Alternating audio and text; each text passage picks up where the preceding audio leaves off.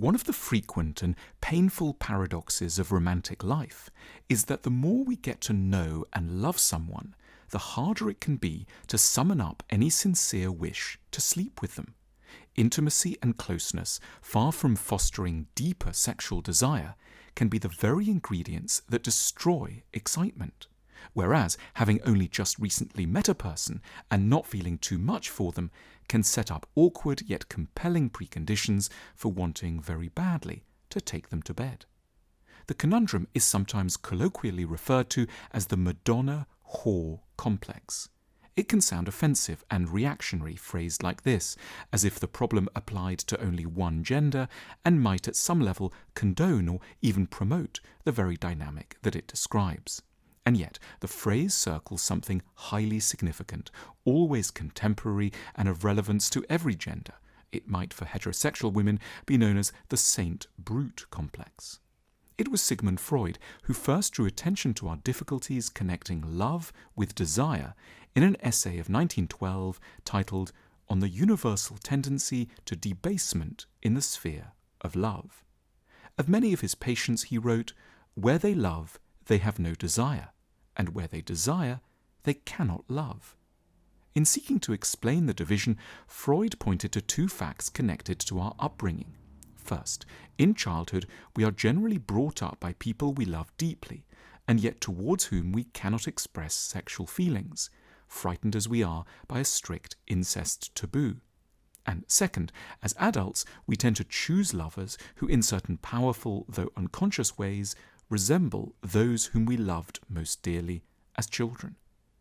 Together, these influences set up a devilish conundrum, whereby the more deeply we come to love someone outside of our family, the more strongly we are reminded of the intimacy of our early familial bonds, and hence the less free we instinctively are to express our sexual desires without fear or reservation.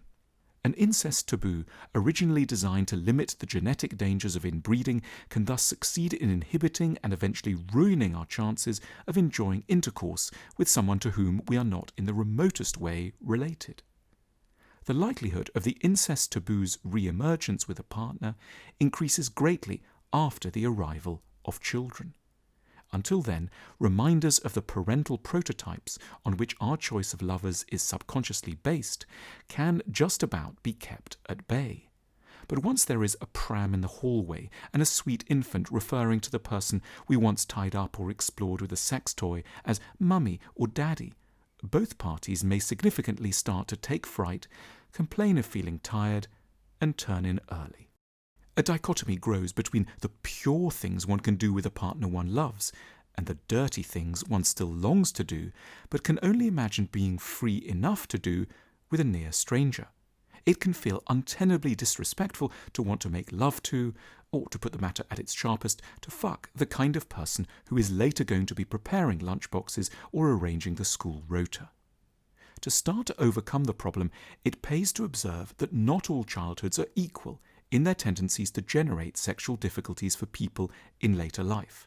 A parent who is very uncomfortable with their body may send out covert signals that sex is invariably dirty, bad, and dangerous, and thereby lends their child an impression that it truly can't belong within a loving relationship. A more integrated and mature parent, on the other hand, may suggest that they are reconciled to their desires and relaxed about some of the proto-sexual things that small children naturally and innocently do, like make a great deal of noise and mess, take an interest in their bodies, and at a certain age, talk about poo a lot. The feeling that one can be naughty and still loved and good is one of the great gifts that a parent may bequeath to their child. A lot of the work to repair the love-sex dichotomy can, strangely for something so physical, be done in the mind.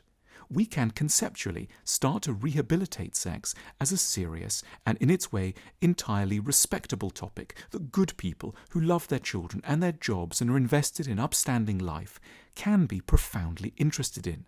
That there need be no conflict between a longing to be filthy and depraved at some points and decorous and respectable at others. We can contain multitudes, the us that wants to flog or be debased or smear, and the us that wants to advise, nurture, and counsel. One can be whore and Madonna, brute and saint. Rather than seeking out different partners, we might settle, less disruptively, on merely adopting different roles. A child cannot express love and sexuality to a parent and vice versa. But it is one of the privileges of adulthood that we no longer have to be hampered by such a paradigm. Our lovers need not be only cosy co-parents and responsible sweet friends. They can, for a time, in the very best transgressive sense, also be something that is hugely important to our mental well-being and the survival of our relationships. Partners in crime.